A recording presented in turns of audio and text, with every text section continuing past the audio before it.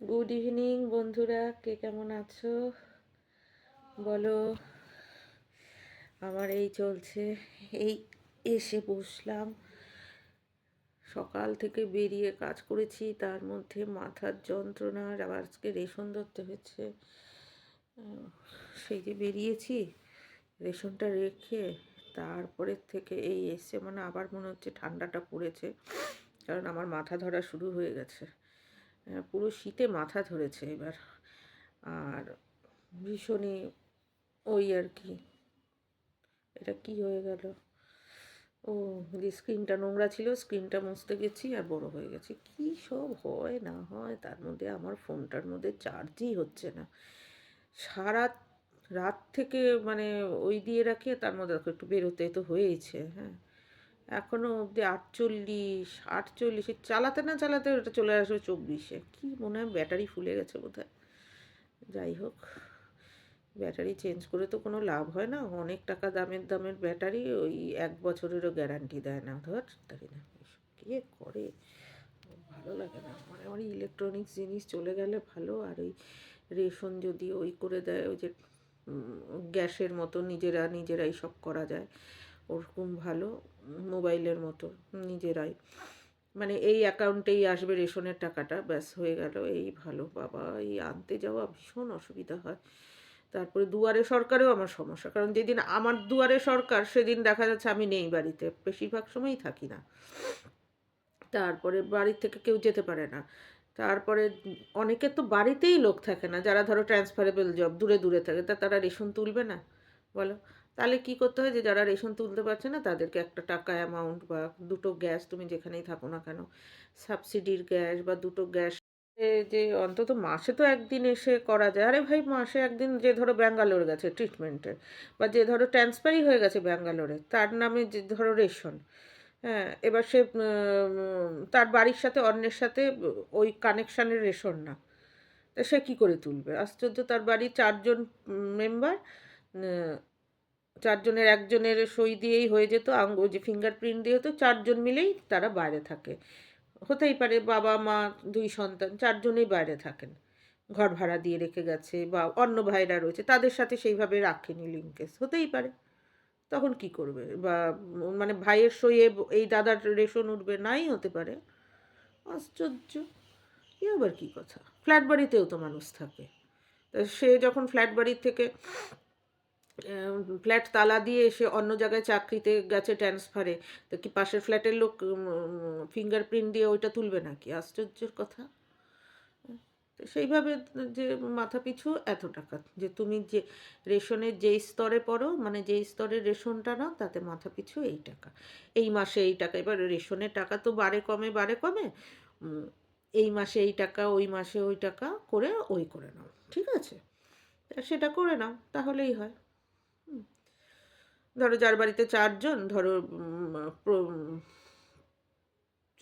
মানে ও যেই স্তরের রেশনে, সেই স্তরের রেশনে হয়তো সেটা পার হেড 100 টাকা, তাহলে 4 জনে 400 টাকা ওর অ্যাকাউন্টে দিয়ে দাও। যার ফিঙ্গারপ্রিন্টে হয়, বা যার যেই ফোন নাম্বারটা ইসে করা আছে, সেই ফোন নাম্বারে, মানে তার বাড়িতেই গেল রেশন। এবার বলে তার পেটে গেল না মুখ দিয়ে খেলো না বিক্রি করে, সেটা তো তোমার দেখা দরকার। নিয়ে গিয়েও তো অনেকে বিক্রি করে দেয়, নিয়ে গিয়েও তো অনেকে ছেড়ে দেয়। আগে এর রেশন ও ধরে ফেলতো, তখন একটা আলাদা জিনিস। হ্যাঁ, চোরিচামারি হতো। এখন হচ্ছে তোমার রেশন সে নিয়ে এখন সে কী করবে তোমার? আগে কি হতো, রেশন কার্ডটা দিয়ে দিত, ব্যাস, আর একজন সব রেশন তুলে নিচ্ছে, মানে যে সবার সাথে পটিয়ে পাটিয়ে রেশন সম্পর্ক রেখেছে, তার হাতে রেশন কার্ড দিয়ে দিত, ব্যাস, তার কাছে সব রেশন যাচ্ছে। বুঝতে পেরেছো তো? হ্যাঁ, তার ফলে রেশন পেতো না। আর এখন কি হচ্ছে, যে নিজের রেশন আলাদা করে নিতে পেরেছে। ধরো 2 ভাইয়ের মধ্যে অত সুসম্পর্ক নেই, আগে সম্পর্ক ছিল, 2 ভাইয়ের মধ্যে একজনই ফিঙ্গারপ্রিন্ট দিত, 2 ভাইয়ের ফ্যামিলিরই রেশন উঠে আসতো। হুম। তো দেখা যাচ্ছে 2 ভাইয়ের মধ্যে এখন ক্র্যাশ, কারণ এক ভাই পুরো রেশন দিয়ে দেয়, আর এক ভাই বলছে যে না, আমার রেশনটা দিয়ে খেতে হবে, বা আমি এই ভাতটা খেতে পাবো।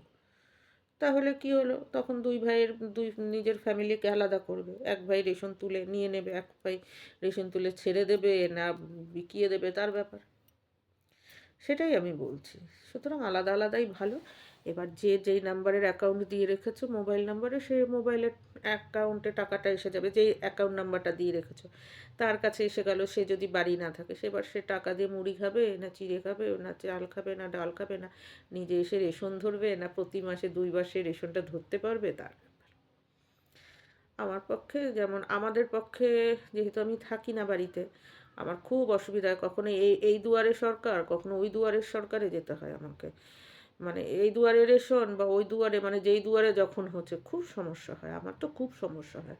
হ্যাঁ, এবং আমার মতো অনেকেরই সমস্যা হয়। সুতরাং আম সব ধরনের অপশান রাখা ভালো। যাদের সমস্যা নেই তারাও যাতে ধরতে পারে, যাদের সমস্যা আছে তাদেরও যেন ধরতে পারে। কারণ একভাবে তো বিচার করা যাবে না। আমি যেমন আমারটা দিয়ে বিচার করতে পারি না। সুতরাং অনেকে রেশন নেবে। এবার আবার যারা রেশন নিতে পারবে না তাদেরকে টাকা দিয়ে দাও। তারা দূরে থেকেও যাতে পেয়ে যায় টাকাটা। ঠিক আছে? এই আর কি ব্যাপার। মানে রেশন ধরতে গিয়ে যে আয়ার কাজ করে, দেখা যাচ্ছে সে গুজরাটে আয়ার আছে, অনেকে মধ্যপ্রদেশের ইসের কাজ করে। তার বাড়ি হয়তো দক্ষিণ 24 পরগনায়, কিন্তু সে শিলিগুড়িতে আয়ার কাজ করে। সে কি করে সে রেশনটা ধরবে? সে ঘরের মধ্যে একটা শরিকি বাড়ির একটা কুঁড়ে ঘরের মধ্যে থাকতো, লক করে দিয়ে বেরিয়ে সে 4 জায়গায় 4 ছেলে মেয়ে নিয়ে তারা কাজ করে। সে কি করে রেশনটা ধরবে তাহলে? তার জন্য তার টাকাটা লস হচ্ছে না? তার দরকার নেই এক আত্মীয়র হাতে তাকে দিয়ে রাখতে হচ্ছে। অথচ দেখা যাচ্ছে সেই আত্মীয় তাকে অত আত্মীয়তার পরে এসে সেই আত্মীয়র থেকে কোনো উপকারও পায় না। এই যে রেশনটা প্রতি মাসে তুলে নিচ্ছে, সেটা বিক্রি করে দিচ্ছে বা খাচ্ছে ফ্রিতে, কোনো লাভ হচ্ছে না। তার চেয়ে ১০০ হোক ৫০ হোক, তার তো এটা মানে ইসের টাকা, গ তার হকের টাকা। সে ৫০ হোক ১০০ হোক ১৫০ হোক, যার রেশনের টাকা তার অ্যাকাউন্টেই ঢুকলো, তাদের অ্যাকাউন্টেই ঢুকলো, মানে যেমন যাকে রিপ্রেজেন্টেটিভ তার অ্যাকাউন্টেই ঢুকলো, হয়ে গেল। তারপরে সে তার এত পীড়িত, তার সে তার আত্মীয় পরিজনকে দিচ্ছে দিক। সে টাকা ট্রান্সফার করবে, ওই টাকা ট্রান্সফার করবে না ২ এর জায়গায় ২০০ জায়গায় ২,০০০ দেবে না ২,০০,০০০ দেবে, তার ব্যাপার। সে পেটিএমে ওই করে দেবে। এত ছ্যাঁচড়ামি ভালো না। বুঝতে পেরেছ তো? এই রেশনটা ওই করা ভালো আমার পক্ষে।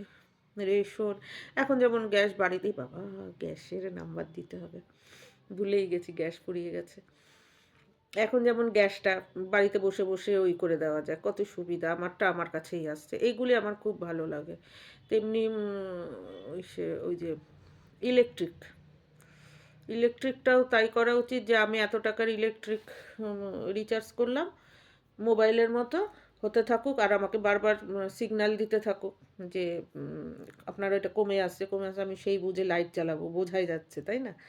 এই ঘরের লাইটটা এই কমাবো, বা আমি পাওয়ার সেভার কিনে আনবো, বা এমনভাবে লাইটের ইসে লাগাবো যাতে এক ঘরে, ভাবে লাগাবো যাতে এক ঘরের লাইট আরেক ঘরে আসে, তাতে আমার লাইট কমবে। কতভাবে আমি মানে সবাই মিলে এক ঘরের মধ্যে থাকা, একটা ফ্যানের মধ্যে বেশিক্ষণ থাকা, তারপরে ধরো কেউ একটা ঘরেই পড়ছে, কেউ সেই ঘরটার মধ্যেই সেলাই করছে, একটা ঘরে, নাহলে যে যার মতো ছড়িয়ে ছিটিয়ে থাকছে, সেটা না। হ্যাঁ, এই যেগুলি করলে কি হয় তোমার, মানে অযথা লাইট জ্বালানো না, অযথা টিভি চালিয়ে রাখা না, বুঝতে পেরেছো? মোবাইলটাও সেইভাবে ইউজ করা যাতে বেশি চার্জ দিতে না হয়, একবার চার্জেই হয়ে যায়। সেইগুলো করা, তাহলে কি হবে, আমিও ইলেকট্রিসিটিটা বাঁচাতে পারবো, তাই তো? আমিও সেজন্যই বলছি যে আগে থেকে যদি আমি রিচার্জ করে নিই, দেখো আগে পোস্টপেড ছিল যখন, মানুষ ইচ্ছা মতো করতো, বুঝতেও পারতো না, পরে একটা বিল আসতো, এই নিয়ে হই হই রই রই, তাই না? আর এখন কি যেহেতু তুমি প্রিপেইড করছো, তোমার একটা ওই থাকছে যে আমার এইটুকুনির মধ্যে দিয়ে কিন্তু চলতে হবে। দেখো তুমি এই জন্য কথা কমিয়েছো, ভিডিও করা কমিয়েছো, দেখা কমিয়েছো, অনেক কিছু কমিয়েছো। সাথে হয়তো যেদিন তোমার একটু এক্সট্রা লাগছে, সেদিনের আবার একদিনের একটা রিচার্জ তুমি ভরে নিচ্ছ, যতটুকুনি লাগবে, তোমার 1 GB লাগলো, আর সেদিন হয়তো তোমার ফুল টাইম বেশি লাগবে, আনলিমিটেড একটা তুমি টেম্পোরারি ভরে নিতে পারছো। হ্যাঁ, তাতে কিন্তু তোমার টাকা অনেক প্রফিট হচ্ছে। হ্যাঁ, এমনও তো অনেক দিন গেছে যে তোমার রিচার্জ শুধু শুধু ফালতু, মানে তুমি ধরো 1.5 GB ভরো, তোমার 50 বা 500, মানে হাফ জিবিটা পুরোটা নষ্টই হচ্ছে তোমার। এরকমও হয় না? সেটা জমে থাকলে ভালো হতো। এখন যেমন প্রত্যেক মাসে আর না হোক 200 টাকার মতো করে রিচার্জ করতেই হবে। তুমি কথা বলো চাই না বলো, বা যেটুকুনি বলো। তবে তোমার মোবাইলের সিম চলছে কার্যকরী। আগে কি ছিল 49 ছিল একটা দাও, তাতে তোমার টাকা ভেতরে ভেতরে জমছে, তুমি যেটুকুনি কথা বলো একটা মিস কল দিলে হয়, কারণ এখন সবার হাতে হাতে মোবাইল, একজন আনলিমিটেড ভরে সে সবার সাথে কথা বলতে পারে। সবাইকেই যদি তার মোবাইল সিমটা চালানোর রাখার জন্য একটা 200 টাকা ভরতে হয় মাসে, কম কথা না বলো তো? তারপরে এদিকে মোবাইল ছাড়াও চলে না, রাস্তাঘাটে মানুষ যে একটা ভ্যানওয়ালা রিক্সাওয়ালারও মোবাইল দরকার পড়ে, বলতে নেই তা কার কখন কেমন শরীর খারাপ লাগছে কী লাগছে, দূরে একটা প্যাসেঞ্জার পেয়েছে, দূরের একটা মানে একটা ভাড়া পেয়েছে, বাড়ির লোক ওয়েট করছে, বাড়ির লোক আজকাল বাড়ির থেকে বেরোলেই চিন্তা করছে, সুতরাং মোবাইল লাগছে। সুতরাং যদি বাড়িতে 4জন পার্টি হয় এবং 4জনের মধ্যে একজন বাড়িতে থাকে আর বাকি 3জন কাজে বেরোয়, 3 কেন 4জনের হাতেই মোবাইল লাগছে, কারণ 4জনের সাথে কানেকশান রাখতে হচ্ছে, তাই না? তাহলে তো সেখানে 4জনের পিছনে যদি মাসে 800 টাকা বেরিয়ে যায়, গা কচকচ করে না বলো? আবার কি ওই 400 200 200 করে যে বেরোচ্ছে, যেমন না যে তুমি যেটুকুনি কথা বলছো বলো, তারপরে সেই টাকা তুমি বাকি টাকা তোমার স্টোরেজ হচ্ছে, হ্যাঁ, সেটাও না। এই এই যে মোবাইল কোম্পানিগুলি করছে না, মানুষের হায় হায় শেষ হয়ে যাবে। দেখা যাবে বাড়ির লোকের এই অসুস্থতা সেই অসুস্থতা, মানে ব্যবসা করতে করতে না ভাবে কি, আর এক একজন শাড়ি পরে দেখেছো, মানে কোম্পানির মানুষরা, কোম্পানির মানে কি, যাদের যে কোম্পানি, তার সেই কোম্পানির মালিকদের বউয়েদের 20 কোটি টাকার শাড়ি, এত কোটি টাকার ব্যাগগুলি আসে কোথার থেকে? এই জনতার মাথায় ওই করে করে, সেই যেই দেশেরই হোক যেই কোম্পানিরই হোক। হুম, দেখো শাড়ি ব্যাগ সব ব্র্যান্ডেড পরতে হয়, কী এমন শাড়ি, কী এমন কী এমন ওই তো মরলে পরে তো ওই তো পইচা থাকবি, একই তো ব্যাপার, হয় কফিনে যাবি, নয় কবরে যাবি, নয় চিতায় উঠবি, ওই তো পূজা খাক, এখনও তোর ঘা হোক গ্যাংগ্রিন হয়ে যাবে, যেটা একটা ইসে প্ল্যাটফর্মের থাকা পাগলিরও হয়, গ্যাংগ্রিন হয়ে যায়, তাহলে ওই তো রক্ত মাংসের তার।